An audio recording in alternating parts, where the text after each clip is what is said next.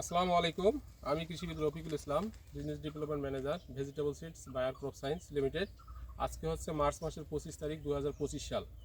আমরা যে জায়গাটায় দাঁড়িয়ে আছি এটা হচ্ছে একটা শশার মাঠ এবং এই এলাকাটা হচ্ছে সিএংটি বাজার, দেবীগঞ্জ, পঞ্চগড়, ক্লোজার টু ঝাড়বাড়ি আর কি, ঝাড়বাড়ি বাজারের কাছেই। তো আমরা যে মাঠে দাঁড়িয়ে আছি এখানে আমাদের চাষি ভাই আছেন, একটা শশা চাষ করেছেন। এই জায়গাটাতে বায়ার সিমিনিসের একটা মালিনী শশা, শীতের রানী বলা হয়। এটা নর্মালি লাগানো শুরু হয় নভেম্বর থেকে জানুয়ারি পর্যন্ত চারা দিতে পারে সিডবেডে, গ্রাজুয়ালি সেটা ফলন আসে। আজকে মার্চ মাসের 25, আজকে যে মাঠটায় আমরা দাঁড়িয়ে আছি এটা অন্তত পক্ষে 100 দিনের উপরে বয়স, তাই না? 120 দিন। তো আমার এখানে চাষি ভাই আছেন। চাষি ভাই, আপনার নাম? শহীদুল ইসলাম। শহীদুল ইসলাম। আপনার এই জমিটা কতটুকু জমি? 18 শতক। 18 শতক। আপনি কতবার ফলটা তুলছেন এই মালিনী শশা? হিসাব করে নেই। তারপরেও নরমালি নিম্ন 12টা তোলা দিয়েছেন। আজকে হচ্ছে 25 তারিখ। আমি বিশেষ করে হচ্ছে বাজারে যেটা দেখলাম আর কি, জয়রাম বাজারে আজকে ট্রাক লোড হচ্ছে। আজকে বাজার হচ্ছে কত? 60 টাকা কেজি। 60 টাকা কেজি, যেটা গোটা রমজান ধরে তারা ধারাবাহিকভাবে করছে। আশা করি যে ক্রপের যে বয়স এটা আগামী এই যে গোটা রোজার ঈদ পার হয়েও আপনি তুলতে পারবেন যদি আমরা সঠিকভাবে। হ্যাঁ, তাই না? তা আপনি কি আমাদের এই মালিনী শশা চাষ করে খুশি? অবশ্যই। যদি এই জায়গাটাতে প্রচুর পরিমাণ ফসলের বিন্যাস আছে, সেখানে ভুট্টা আছে, শশা আছে, আর অন্য ক্রপ আছে। আশা করা যাচ্ছে যে এবছরের শশার যে দামটা এনারা পেয়েছে আর কি, দিনাজপুর বা পঞ্চগড়ের এই ওরিয়েন্টেড মার্কেটে বলা চলে যে ওদের ইতিহাসের সর্বোচ্চ দাম এবছরে পাচ্ছে, তাই না?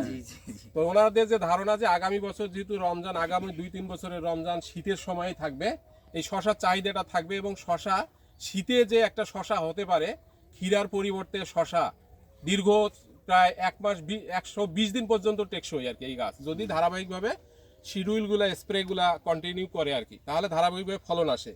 তো আমি সুলতান ভাইকে বলবো, সুলতান ভাই নিজেও করছে, আজকেও বিক্রি করছে। সুলতান ভাই বলেন তো মালিনী সম্পর্কে, আপনি শর্টকাট বলবেন যে কেন করবে মালিনী। আমার ভাই এটা শীতে গজনশীল, ভালো, মোটামুটি 90+ গ্রো হয়।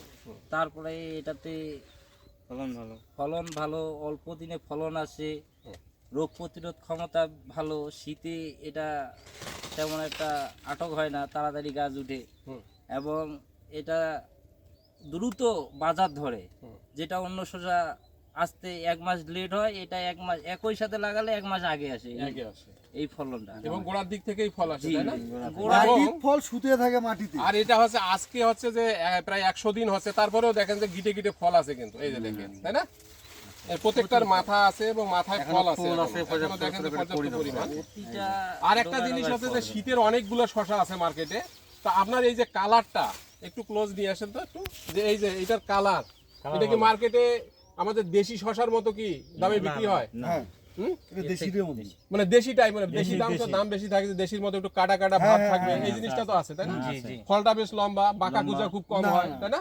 কোনো বাঁকা মাল নাই, বাঁকা মাল নাই, বাঁকা হয়নি এবার। এই পর্যন্ত যে এতগুলা সিরাই দেওয়া হয়েছে, বাঁকা মাল পাইকারও কোনো বেডে একটা বাঁকা মাল আছে নাকি পরে অন্য বছর থাকে। তো আমি এখানে আসছি, আমার পাশাপাশি আমাদের কাস্টমার কানেক্ট ম্যানেজার জাহিদ ভাই আসছেন আর কি।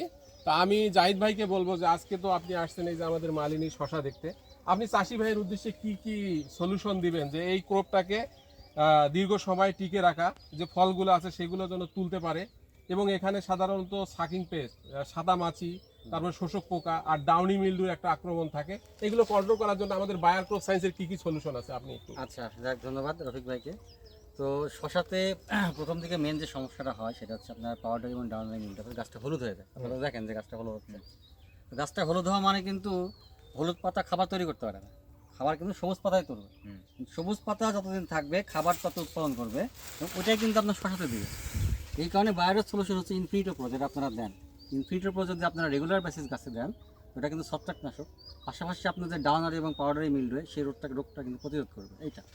পাশাপাশি দেখেন এখন কী দরকার, গাছটার কি, বাজারে দাম যেহেতু বেশি, আমার গাছটা কি দরকার, জোয়ান দরকার, যৌবন দরকার না? যৌবনের জন্য কিন্তু আমাদের লুনা সেন্সেশন, এখন যে ফলটা আসছে না দেখেন, সুন্দর করে যেগুলো আছে, এই ঠিক সময়, এই সময় যদি আপনি লুনা ব্যবহার করেন দেখবেন যে এই যে কড়িগুলো এগুলো দ্রুত বেরোবে, দ্রুত কিন্তু বড় হবে, দ্রুত বড় হলে কী হবে দেখেন, দ্রুত যখন বড় হবে, সমানভাবে যখন বড় হবে, তখন আপনি কিন্তু মার্কেটটা ভালো কি চাহিদা পাবেন। শসা এমনিও বাঁকা কম হয়, মালানি হয়ই না, এরপরে কিন্তু কালারটা সুন্দর আসবে এবং গাছটা যৌবন থাকবে। কারণ কি দেখেন, আমরা যখন শসাটা হারভেস্ট করি, যেখান থেকে যখন শসাটা আমরা যখন ছিঁড়ি, এখান থেকে এক ধরনের সাদা এক ধরনের রস কিন্তু নষ্ট হয়ে যায়, যার ফলে কি গাছটা কিন্তু দ্রুত কি বুড়া হয়। তো লুনা দেওয়ার ফলে কিন্তু ওটা কিন্তু একটা ছত্রাকনাশক, ওই জায়গাটা কিন্তু ওই রসটা কিন্তু সে আটক করার ফলে কি হবে, যে গাছটা কিন্তু আমার যৌবন থাকবে, পাশাপাশি আমার ফলের কালারটা সুন্দর আসবে, ফলটা একরকম হবে এবং দীর্ঘদিন কিন্তু আপনাকে ফল দেবে। এটা দিয়ে যদি আপনি 12 বার তোলা দিচ্ছেন, যদি আপনি মনে করেন 5 বার 6 বার লুনা দিচ্ছেন, তাহলে আপনি 12 থেকে 17 বার তোলা দিতে। এটা একটা সুবিধা আছে আমাদের। পাশাপাশি সাদা মাছি, যেটা দেখেন যে হাত দিলে সাদা মাছি থাকে, সাদা মাছির জন্য আমাদের বাইরের মুভমেন্টটা যদি দেন, তাহলে সাদা মাছির জম, সাদা মাছি যেটা ক্ষতি করে আপনার এখানে কিন্তু পাতাটাকে কিন্তু দেখেন সাদা হয়ে ভরে থাকে কিন্তু মাঝে মাঝে, এটা তো নাই, যদি আপনি ইউজ করছেন এটা নাই, আপনারা জানেন যে সাদা মাছি কি ক্ষতি করে, সেটা হচ্ছে আমাদের বাইরের মুভমেন্ট।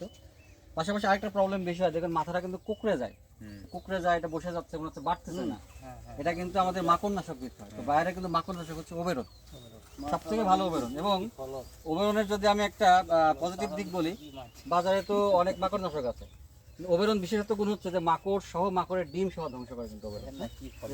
যদি মাকড় এখানে ডিম দেয়, ওই ওবেরন যদি ইউজ করে ডিম সহ কিন্তু নষ্ট হবে। এটা কিন্তু আমাদের ওবেরনের সব থেকে বড় একটা গুণ। পাশাপাশি কিন্তু আমাদের সোলোমন আছে, যে জাপ পোকা বা শোষক পোকা যেগুলো আপনারা বলেন, যে সুলসুলি পোকা বলেন আপনারা যেটাকে, না সুলসুলি পোকা, জাপ পোকার, এগুলোর জন্য কিন্তু আমাদের সোলোমন এক্সিলেন্ট রেজাল্ট এবং কুইক নকডাউন ইফেক্ট, অর্থাৎ আপনি দিবেন সাথে সাথে কিন্তু কাজ হবে আপনার এইটা। তো মোটামুটি বাইরে কিন্তু এগুলাই সলিউশন, যে বিশেষ করে শশা গাছের জন্য আমার সাদা মাছি, মাকড়, পাশাপাশি আমাদের ডাউডারি মিলবে, পাউডারি মিলবে, এবং আমাদের বিশেষ করে ফলন বৃদ্ধির জন্য লুনা, এই জিনিসগুলো কিন্তু বাইরে মেইন সলিউশন। তো জাহিদ ভাই, আরেকটা জিনিস বলতে চাচ্ছি, আমাদের নতুন এবছরে একটা